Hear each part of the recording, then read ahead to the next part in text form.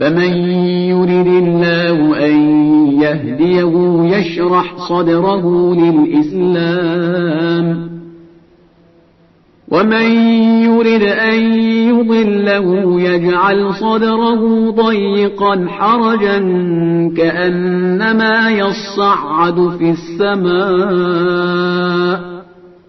كذلك يجعل الله الرجس على الذين لا يؤمنون وهذا صراط ربك مستقيما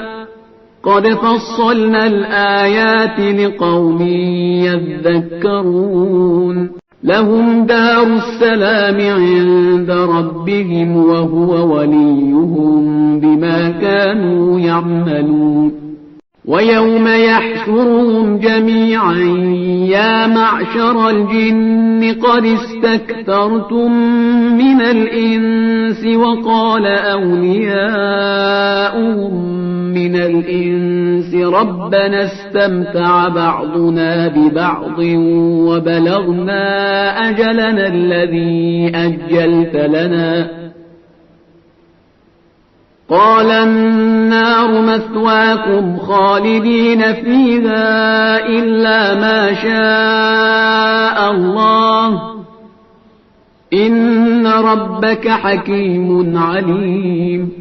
وكذلك نولي بعض الظالمين بعضا بما كانوا يكسبون يا معشر الجن والإنس ألم يأتكم رسل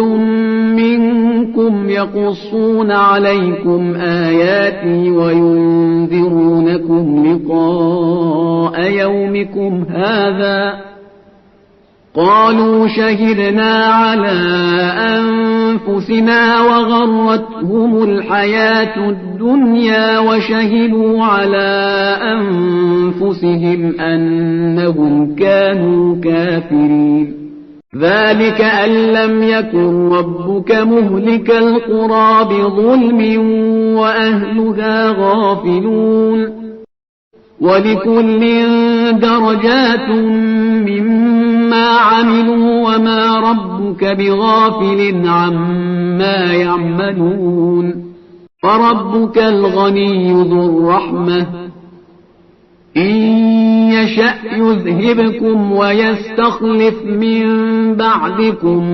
ما يشاء كما أنشأكم من ذرية قوم آخرين إنما توعدون لآت وما أنتم بمعجزين قل يا قوم اعملوا على مكانتكم إني عامل فسوف تعلمون من تكون له عاقبة الدار